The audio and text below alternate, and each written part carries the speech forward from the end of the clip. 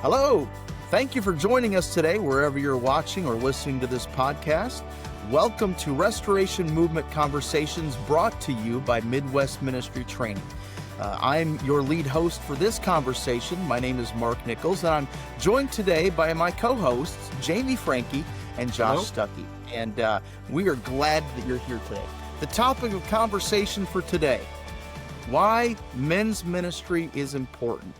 And I just want to start this off by simply suggesting or asking the question, fellas, does your church currently do anything that would specifically minister for men? And Jamie, I'm going to start with you. I know that you do have just a little bit there, but go ahead and answer that question if you would, please. Sure. I would say the thing that's closest to a men's ministry for us, or at least something that's only for men, well, actually two things. One is we have a men's prayer breakfast, and that was going on when I came, over 14 years ago. They had been doing that, and that happens nearly every Saturday of the year. There have been just a handful of times that we don't have Saturday morning prayer breakfast, like if Christmas fell on that day, or we have taken it off on the opening day of deer season before a few times. We didn't this last year, interestingly enough, but we had a lesser attendance. And it's not a highly attended thing, but it's every Saturday morning at 7:00. Few guys come early, they fix breakfast, and it's a great breakfast every week. And we usually ask to put a couple bucks in to help cover the cost, and we probably ought to be putting more than a couple bucks in now from when we started, but that's what we do. And what that looks like, we eat breakfast.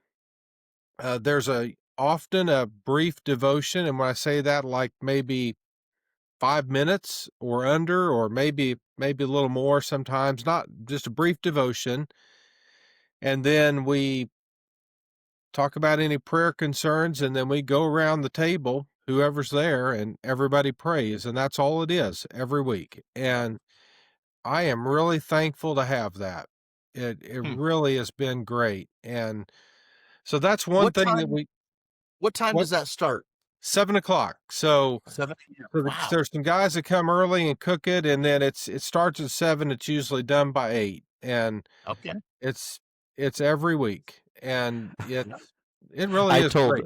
I'm not denying it's great, and who am I to say, because I'm not part of it, right? But when Kemper told me about that, I about fell to the floor because Saturday is the only day I get to sleep in. Oh, and I'm a night owl, and from my previous work in IT, I grew up a night owl, and it's no fun for me to get up early. And 6 days of the week, I'm getting up earlier than I want to. And then he tells me if I'm a preacher at Vandalia, I'll never sleep in again. And I just realized, Jamie, you could not recruit me to go there to save my life. Yeah. Job security for Jamie. That's right. And in all seriousness, that I've gotten better about that over the years. It's not as hard for me to get up now as it once was. As we had a prayer breakfast when I was at Clarence before I came to Vandalia, and it was just kind of through the school year. And that was kind of tough to get up for whatever reason. It just was. And maybe we did a little bit earlier. It might have been a little bit earlier than that. But I do think that does limit some of our attendance with it. It's not hugely attended, but the guys that come are committed to it, and it's just a good time of fellowship. I mean, we talk about politics a lot just in the course of conversation, but the guys that come are pretty like-minded. It's You'd have to be. Yeah, and Right. if somebody came that didn't see that, we just wouldn't talk about. We wouldn't make a divisive thing out of it. But Right. so Right. we talk about any number of things, farming and this or that, just catching up. It's just it really is a good thing sharing life every week. together. Yeah, that's good. And then Josh, the other thing that we do that that would be closest to men's ministry, and Josh does this, more than we do, but it would be our preacher boy group. That's for boys, and they're learning how to write sermons and that sort of thing. And that's not really men's ministry per se, although it does. What I've learned from that is that you can pull boys up to become men. And that is so extraordinary. And I do believe the church has largely missed out on that a lot, and just almost treating kids, just fun and games and kids. But what I've learned from that, you can take boys and pull them up, and that's a good thing. So those are Yeah. really the things that we do that would be the closest to, I think, what you mean by a men's Yeah. ministry for us. And that is valid. I think that's important. Josh, how about you guys? We don't have anything for adult men specifically. Uh-huh. Preacher Boys is a huge part of, who we are as an identity. And it's, we have 12 young men in that program, and we have some adult men who help in that program. The idea of a weekly prayer breakfast at 7 a.m. sounds just awful. I agree. Josh. I think you would be for the weekly prayer supper. Well, actually, I told Kemper the only way I'd agree to it is every other one was at 11 p.m. instead of 7 a.m. I'm up at 11, so what's the problem? Right? Because that's what they would tell me. Well, I'm up at 5:30. What's the problem? Okay, then. But I'm sure it's great, Jamie, and I'd probably try it once if I lived in Vandalia. Yeah. So that we don't have anything for adult men otherwise. Now it's something I've really thought about along with some other ideas. Once I no longer have children in the home, I want to do a lot more. But right now I feel the need to be home more. And so once that day comes, I'm really open to a lot of different things. Now, this is why I started with that question, and the question was not meant to embarrass or shame any church for that. It was only to prove a point in this, that, gosh, Josh, you guys are, and Jamie, your guys' schedule as the preacher is so full, chock full with Midwest ministry training responsibility, the preacher boy responsibility. You guys are stretched thin. So this is really an encouragement to those who are watching or hearing this podcast. Like, man, who may not even be a minister, and you're just like, our church doesn't do anything for men. Okay, perfect. How about you start something for your men? And so that's really what this is supposed to be a catalyst for, is just you don't feel guilty, Jamie and Josh, for not specifically having a men's ministry, because there are people in your congregation who are sitting on the pews, twiddling their thumbs, doing nothing, who need to be involved. And if you're listening to this and that strikes a little close to home, good. I hope you'll be motivated to do something in your church for your men. By the way, our prayer breakfast, I think if I understand the beginning of it right, that was just by a couple of men in the church. So they serve as elders, or been on and off as elders, but leaders in the church, and they just really took it upon themselves to start it. I believe that was the case for the beginning of ours, and sure, that's probably been partly why it's been so successful, actually. But yeah, I would just concur with that. If you're listening to this and you think we really need something as a church for men, take the bull by the horns and do it. Start something. If anybody from Callio is listening, please don't. Not at 7 a.m. Not at 7 a.m. Well, you might finally break me. That might happen. Now, if you moved it to 8 or 8:30, I could probably survive. But Josh, you're going to appreciate this because I'm on the same page with you. As far as men's ministry goes, there was really nothing that was taking place. We had a lot of stuff for women at our church, things that were available for women. And that's what I kind of want to start with too, is that the importance and the value of a men's ministry is this, that, and I can't remember where I first heard the phrase, but it made me laugh. And I thought how true it is. It's the wussification of American churches, that the American modern church service is geared towards women with its singing. You listen to the content of the songs, and a lot of the content is about love and, the things that really touch base with women. It stems on throughout the entire worship service. One thing that when I became the preacher at Burnside, that I immediately nixed. I was like, we're done with this. We used to close out our worship services with this awkward thing that at the end of the service, the person on stage would close out with a few announcements. All right, everybody, now just grab the hand of the person standing next to you as we sing our closing song. And at that time, I was the youth minister when I would participate in this. It was the most awkward, hilarious thing to watch guys who would be sitting next to each other kind of have to shuffle over and hold hands with the guy next to you. And so I saw how uncomfortable it made visitors and people. And so we nixed it. And one of the things that I also did was I saw a need and a hunger from our men to want some sort of fellowship. Women seem to kind of gravitate naturally towards one another in their relationships with one another. And men, we're very, some of us are very content just sit on the sidelines with our hands folded and just kind of stare and sit there in silence. And that's not women, right? So we needed something to encourage our men to cultivate relationships and to help train them to become the leaders. After all, and you guys, I think, would agree with this, it was by God's design that he created men to be the leaders in the church and the leaders in the home. And so we needed to create some programs and some training that would help men not passively sit on the sidelines, but to get them involved in leading and learning to lead and learning to serve. And so that's kind of what my motivation for starting this was all about. Comments or thoughts on any of that? No, very noble, and I'm very interested to hear your ideas. I just hope they're not at Saturday at 7 a.m. Yeah, I know. Jamie, anything you want to add on that? I don't think so. I'm like Josh. I'd be interested to hear what you're doing and what your ideas have been. My ideas are really simple, you guys. There's nothing that is, because if I'm doing it, it's got to be simple because I'm not into complex. I wanted to create different events and activities and gatherings for the men in our church that would be low commitment, if you will, to start off with, and that they can just kind of come, have fun with men, learn to hang out with men in the church and realize that we can just be men and love one another and not be weird or awkward, And the reason that I did this, the reason I started with this was out of Proverbs. I think every men's ministry has this verse somewhere included in it. Proverbs 27:17, right? As iron sharpens iron, so one man sharpens another, right?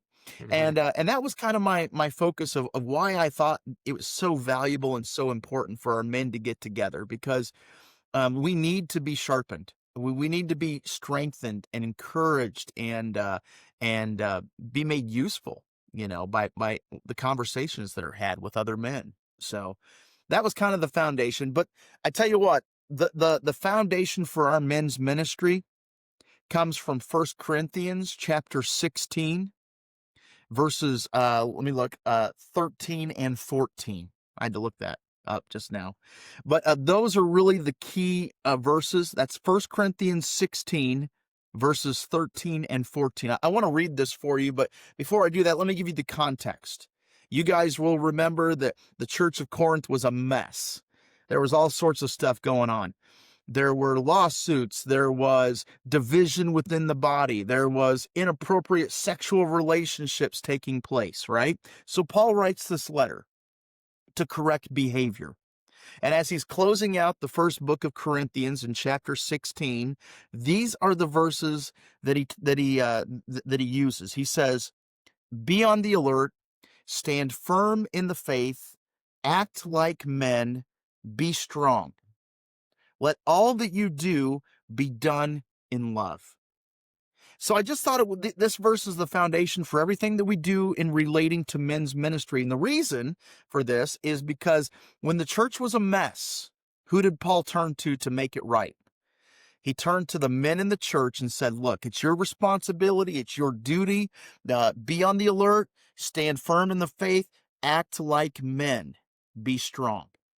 Let everything that you do be done in love. I find it interesting that Paul didn't try to feminize it or call it toxic masculinity. Instead, he leans upon the way that God designed men to be and said, do what you were created to do. And so that's kind of the foundation of our men's ministry. The biblical basis for it I is just those imperatives. Yeah. I know. Yeah, I know that sometimes there's been this notion, and I don't know how much it's been prevalent to you two, but you hear about it, that sort of churches for women and children, Sunday schools for women and children, that sort of notion that it's not really for Yes. men, and how life-changing it is when men take seriously the responsibility to be spiritual leaders in Mm, their own yeah. households, which then translates to the church as well, and how much good that is. I not to belabor a point too much, but a good friend of mine, actually a good friend of ours, all here probably, especially Mark and I went to college with him, Philip Gore, talks about when he was a child growing up at Vandalia First Christian Church. I don't remember what age he said, but he was a child, but he had a male Sunday school teacher, adult male Sunday school teacher who was a farmer. And that was very transformative to him. It was important to him because he saw at that very young age that, here this farmer that he really looked up to takes this stuff seriously. Yeah. And Yeah. that's so important, I think, uh, that men in the church certainly take seriously the role to be spiritual leaders, and again in their household, but that also translates to the church as well. There's a statistic, Jamie, that talks about the importance of that. I think Barna was the one who came out with that, but something like 90% of families where the father, the husband, the male leader in the home is brought to Christ first, 90% of those families then also come to Christ. And the same is not true when you reach to children or women first. It's the same cannot be said about a child who's won to Christ. Well, will their family eventually come to Christ? That you can't say the same to be true. And so it's vitally important that we minister to and target men, because that's where God started, was men, right? And mankind. He was the one that started that. So, So, Mark, um, and I know you're going to get into some maybe the specific things you've done, and I'm interested yeah, to hear about those, yeah. as you've made obviously an effort to start and have a men's ministry. Can you put your finger on how that's made a difference in the church as a whole or not? I mean, have this been going on long enough that have you seen Yeah, fruit yeah. from it church-wide Um, or not? yeah, the fruit's hard to measure to some degree. Mhm. But I have definitely seen benefits with it. On a Sunday morning, any given Sunday morning, where we see are those relationships kind of cultivated through the men's ministry that takes place during the week. It's like you see those little groups forming and talking of the men who are in that men's ministry. They will now seek each other out on a Sunday morning to talk. We've also seen an increase in because one thing that really also started, maybe you guys can relate. We are the elders and we met and we wanted to give our deacons more responsibility than just coming to a board meeting and voting. Yay, nay, and we wanted to give them some responsibility. And one of the things that we did, we gathered a list of widows and single moms, and we brought that to a board meeting. We said, look, guys, we really want you guys to minister to those. And we divided that up and let them sign up to serve. And by serving, we gave them suggestions. Make sure that when it snows, that their driveway is clear. If it, the wind blows and you got leaves falling, clean out their gutters, take care of their yards if at all possible. We gave them some sense of service with that. And we saw a huge difference in how those board meetings came through. And, if they felt like they served a purpose in our church and connected with people in our church more than just showing up at a meeting and voting. Um, so I don't know if that answers your question in full or not. Well, I'll add a little bit there. At Yeah. Callio, if you're going to be a deacon, you have to have a ministry. Mm-hmm. Nobody just sits on the board. Yep. You have to have your assigned responsibility. That's great. So, even one deacon, his primary role, he's older, not as physically able. His job is the board minutes. He is the secretary for the board. That's his responsibility. But for those who are younger, then they'll do building and grounds or carpet cleaning or, whatever, but everybody has a ministry. That's great. Yeah. So, but I like your idea. That's neat. Yeah. And it took a lot of, we've been doing that now. We were doing it for 4 years, I think, before it really kind of got into a routine of things. And so just encouragement, this is not going to happen overnight. You don't have to implement all of these ideas at once. It can be a slow progress. And the other, talking about scriptural basis for men's ministry. One of the ones that I've pointed to as well is the disciples who are on the road to Emmaus. I love that scene out of Luke chapter 24. These two men walking, just talking about Jesus, just talking about the things of Jesus. And what happens? Jesus shows up in their midst. Now, obviously, they didn't recognize him. There was a purpose for that. He vanishes, yada, yada. But the purpose and the point of that I like to draw out is this, that men's ministry does not have to look complicated.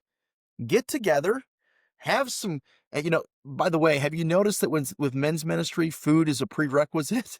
You bring food, they'll gather together, okay? And it doesn't have to be at 7 a.m. Amen, Josh? But yeah. No.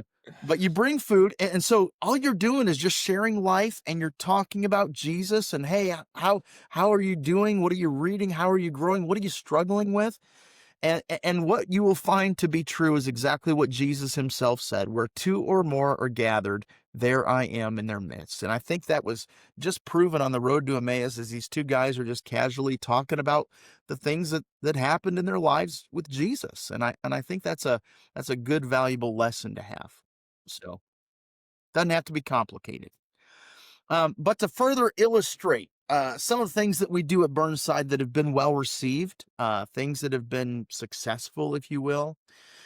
We have, and this isn't geared just towards men. This is geared for everybody in the conversation, but guess who shows up? A lot of men, right? We have a thing once a month. It's just a Wednesday. We've got a local coffee shop. I've instituted it. We just call it Coffee and Conversations. And the only thing that spiritually happens at Coffee and Conversations is that at the end, at about 8:15, I'll get everybody's attention and be like, hey guys, I just want to pray for your day. And I just pray out loud over their day. We have people who gather together, and the whole point of it is just to come, share life, drink coffee. If you like fancy pants coffee, more power to you. If you like black coffee, get a cup of black coffee. But we're just going to sit down, gather together. It's kind of a touch point for the week. And it to me, it shows that not every time we get together does it have to be a Bible study. We can gather together to fellowship and just enjoy one another's company. And so that's a very mid-level entry You do that point. once a month? Once a month. Yep. Once a month. On a Wednesday morning? Wednesday morning. Yep. Starting at 7? Starting at 7:17 to 8:15 is when that one happened. But you guys are nuts. Very little. I haven't heard a single good idea yet. No, I'm kidding. I'm just right. But there's very little planning on that, and that's what I love about it too. Is that as busy as you are, you can schedule this at a local coffee shop and just be like, "Hey, come hang out." We announce it. We don't have signups or anything. And I was aware that you did this. I think did you go line this up at the coffee shop ahead of time? Like what might be a practical suggestion if somebody wants to start this? Yeah. So I would make a practice to go support the local coffee shop, not every day, but maybe once a week, just kind of build those relationships.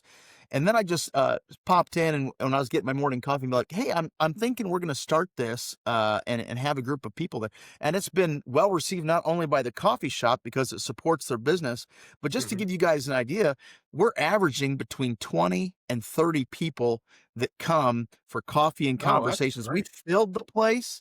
Here's another neat thing that happened as a result of that.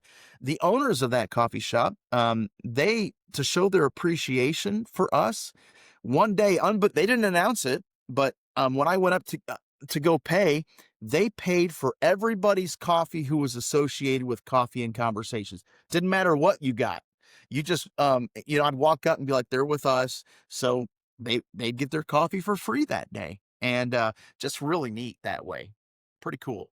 And so, and then on that, but normally just everybody goes through, pays for their own coffee, and then just visit and then close with prayer. Yep. Now, the way that we got people to get there, and we still, we announce all the time, if it's your first time at Coffee and Conversations with us, the church buys your coffee, whatever you're getting. I've got a church credit card. We put it on the church credit card.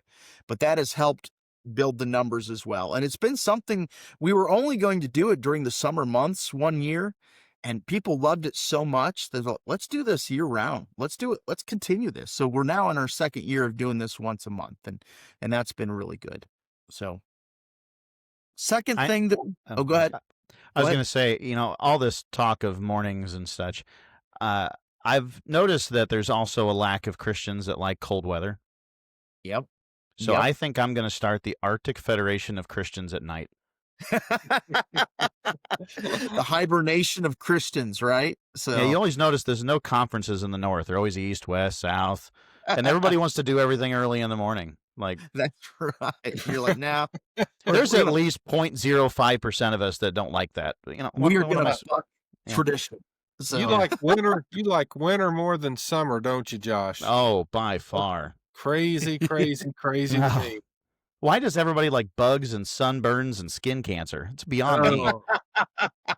Well, I grew up on a farm, and nothing works in cold weather as well as it does in warm weather. I do.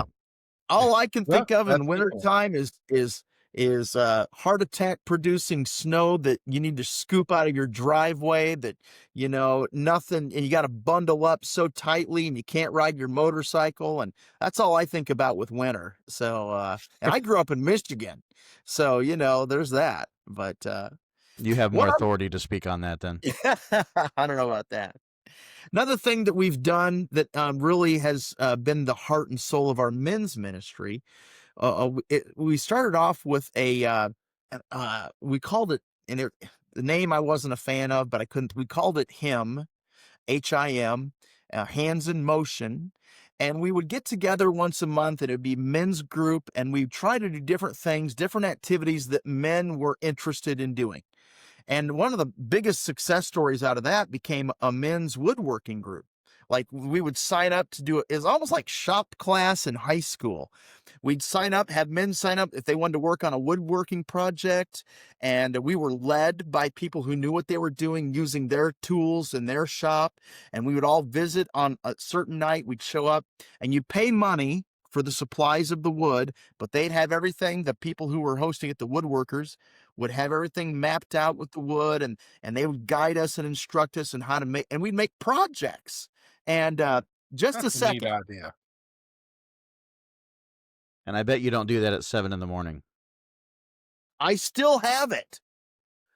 We made stools one year in our wood, and it was funny. The template had a heart on the side, and I was giving everybody a hard time. Yeah, a bunch of girls in here making, so I wanted something manly. So we used a scroll saw and came out with a football. So I thought that was pretty cool. So just That's a neat stuff like idea. that. That's a really neat idea. I like woodworking, so I could identify with that. You can do that. And we also had, we got together at somebody's house, and we had gun target practice. Obviously there's liability. You got to figure all that out. But this guy was willing to do like a gun safety course. And then we shot skeet and targets and stuff like that. So just finding different activities that men really enjoy to kind of get together and kind of use that. as a gathering point. So And a Mark, devotional was usually had as well during those so times. you've done like shooting, skeet shooting, Yep. target shooting, whatever, Yep. woodworking, Woodworking. any other activities that you've done with that group? Yes, fishing. A lot of our Okay. guys, farmers, have got ponds that are private, and we've done fishing together. Just and then and with the guy who's usually hosting owns the pond and the property, and you don't need a license at that point. You just go fish privately, and then you would at the end of that we would eat what we caught. And it was pretty cool. I mean, just kind of neat to do that. So lots of different, just be creative and just do things. Biking was one that, cycling was one that we tried to do as well. And we only did it, I think, one time. But another thing that has kind of stemmed out of that was the Burnside Bikers. I'm a motorcycle rider and I love to ride motorcycles. And we just created a men's group. And during the summer months or even the fall months, when the weather cooperates, we go once a month as a church, and we have everybody bring their motorcycles to church. And then we take off from the church on a planned trip and go eat lunch someplace and spend the afternoon riding motorcycles together. So that's been kind of fun too, to do that. And of course, women are invited. They can participate, and we have some women with that too. But the other thing that has been really well received has been something that I was going to call Bros and Brunch. Now, the reason I was going to call it that, I wanted to kind of cater to some of our younger guys. Because sometimes men's prayer breakfast, not always, Jamie, but maybe you can attest to this. Sometimes those men's prayer breakfasts become the senior citizen, good old boy, sit around, drink coffee kind of a thing. So we wanted something that was going to gear and be for our younger men, right? I wanted like the 30s and ups is kind of what I was thinking. But that name got shot down in our staff meeting. Nobody else liked Bros and Brunch. So we ended up calling it Bibles and Brunch is what we ended up calling it. And I pitched it from the stage. If you're 16 years or older, this is for you. And we've had it. We've only had it once so far. But in that first time that we had it, we had 23 men show up. And breakfast was provided. They don't have to pay a thing. They come, they get a free meal. It's from, Josh, you'll like this, starts at 9 a.m. and goes to 10. And then we're done. And so, and that's on that's on Saturday morning. Saturday morning, once a month for that as well. And you've just done it one time so far, you said. Yeah, one time so far. We were supposed to have another one this Saturday, but we had a funeral that was at the church at the exact same time, so we had to move it. So I'll let you know next time we get together how that went. But yeah, it's been good. It's been good so far. I want to ask what their opposition to Bros and Brunch was. I don't know. I loved it. Bros and Brunch. I mean, right? But they thought it was a little cheesy, so it got shot down. So that's all right. I am cheesy. Cool. Yeah. Me too. I like it too. Another one that has been real successful that I would encourage you guys to do. So it seems to be popular among men, grilling, griddling, smoking meat. So we had a men's gathering that we started, and we're getting ready to have our second one. We do it in the month of March because that seems to be a pretty quiet time of the year. And we call it the meeting, MEATING. And we just encourage our men, hey, you come, if you've got a recipe, if you like to smoke, grill, sign up, bring some food that you think is a manly bunch of man food that we're going to want to consume. And that was a huge success. So at the meeting, what was interesting, we didn't set up tables and chairs with tablecloths, and we had them bring lawn chairs. Bring your lawn chair. We're going to sit in the fellowship hall. We're going to eat some meat is basically what it was. And we had different rooms, Sunday school rooms. We got a Sunday school wing. We decorated those rooms with themes that we thought men would like. We had a deer hunting room. We had a duck hunting room. And the guys who decorated for that room actually had a tent, a blind set up, and they had the old NES, Nintendo Entertainment System with Duck Hunt. And we had guys playing Duck Hunt, and it was great. We had another room that was set up with darts, and there was another another target practicing thing in that room, and that was pretty cool for men. We had a ping pong table and a ping pong table room, and that was the most popular room of the night. But we had so much food coming out of our ears that it was just crazy, you guys. So, And that's it. That's intended for you kind of be a yearly event. yeah, once a year. And the way we advertise that is this is a great event. We only advertise it within our church, and it's all by word of mouth.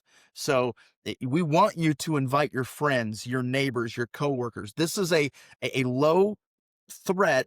They're just going to come and eat delicious. Who doesn't want to eat delicious food and hang out? Okay. And one of the things that we did that night as well was I went around starting 3 months ahead of time and gathered items to be donated by local businesses that we could just raffle off, more or less. The only thing we had to do, but it was a great way to get names and numbers of men. We had them fill out a card with their information on it, and that entered them into the drawing. And we had things like Walmart. Walmart gave us a $50 gift card. Went to Game Masters, a hunting store, and they gave us $100 gift card. Things that we could just pull names out and say, hey, you're the winner of this. Congratulations. And that's scheduled again for our second time this upcoming March.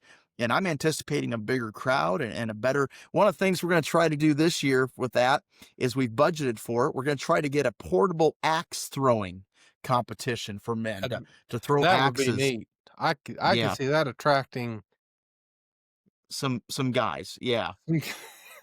But it just doesn't have to be, your stale, boring Bible study. Not that there's anything wrong with Bible study, because that's very important. And that's really what Bibles and Breakfast, that's our study. That's where we're going deeper. That's the commitment that we're trying to get from our guys. Okay. And they're going to learn how to act like men and to be strong, and to be alert. That's really where that's going to try to take place. But a lot of these things are just for fellowship, because guys are hungry for friendships and relationships. Even if they don't want to admit it, they're hungry for that kind of camaraderie, So, anything else on this? Anything that you guys have seen other churches do that you thought, well, that's kind of cool. Maybe we ought to try it, but haven't done it yet? I tell you, I'm here to learn. I've really enjoyed listening to your ideas. The one that's really sparking in my mind right now is the men's meeting, with the meat. Yes. I think that could be possible. And you were talking about your themed rooms, and a themed room I would have be a walk-in refrigerator. That's where I'd want to be. The igloo room, right? This is one that our youth minister brought to my attention, that I like to also go hiking to Colorado, which is where the hat's from. I like to go hiking to Colorado. I try to go every year with a group of ministers that have just been my longtime friends. We try to go out and do that, and it's a spiritual renewal, but it's also time of just reflection and fun.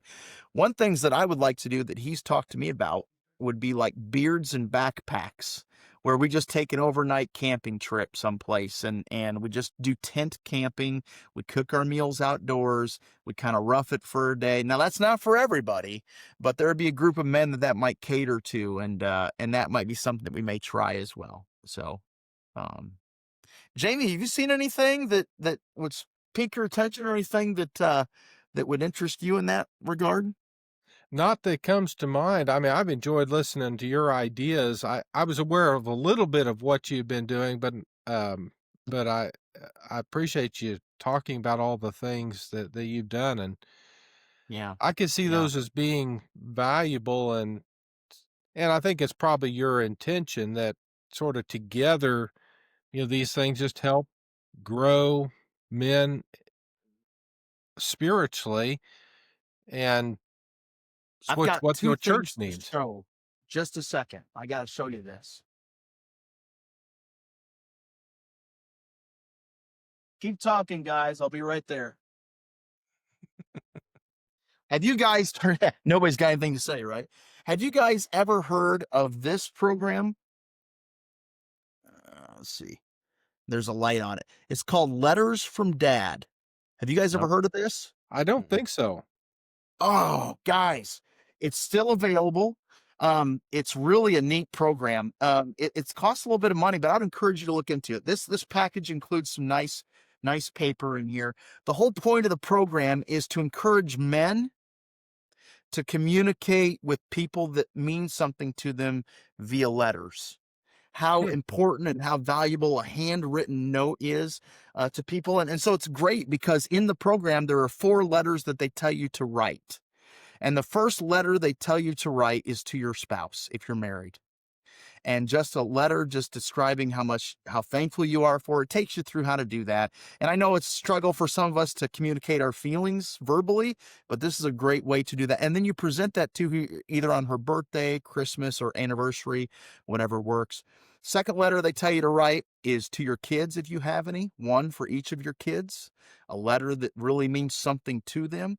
Third letter that they tell you to write is to your parents if they're still alive, commemorating what they mean to you. I know not everybody had the best home life growing up, but it addresses that as well. And then the fourth letter is probably the hardest letter to write. And it's a letter that you write that will not be opened. It's sealed and remains sealed until the day that you die. And then it gets unveiled. And obviously that would change because I think the first time we went through this, I was real young. I was like 29, 30, somewhere around there. So that changes, now I'm 50. So now it kind of, you reflect back. But letters from dad is such an important thing. It's geared for men. It's a program for men. There's a DVD you watch. It explains, it's really interesting. I'd encourage you guys to maybe look into that. Second thing that is a real great ministry, and it'd be an easy thing. It's called the Barnabas Project. Have either of you ever heard of the Barnabas Project? I don't think so. This is an older curriculum. There's 24 sessions, 2 DVDs, a booklet. But the idea is that we as men need to encourage other men. It's kind of a discipleship program is what it is. And it's the idea that, Barnabas was such an encouragement to Paul in his ministry as they were early on and things, and how he became an encouragement to those even, John Mark and things as well. And just looking for men that you can kind of encourage and just kind of relate that way. So I am all out of ideas. I am all out of suggestions. Do either of you have anything to wrap up with, or is this a good place to wrap up for the day? Well, I will tell you, Mark, you have a lot of ideas. And since I had 0, you have infinite more ideas than I have. And that was really excellent. So thank you. Yeah. Well, you're welcome. Appreciate it a lot. As you can tell, I'm really passionate about men's ministry. I really do think it's necessary and important. And I really hope that we're going to see some fruit with that, more fruit than we've already seen even at Burnside. So just want to encourage you, if you're listening to this and you got nothing, it doesn't have to be rocket science, man. You can get something going that would just bring men together and cause some relationships to be built. Well, with that said, we're going to wrap up this episode of our podcast. But if you have any questions or comments, or maybe you've got some ideas about a men's ministry, some neat things that are happening in your church in regards to men, we would love to hear that. Would you please reach out to us by emailing us at restorationmovementconversations@midwestministrytraining.com. Thank you guys for joining us. We'll see you next time. God bless. Bye.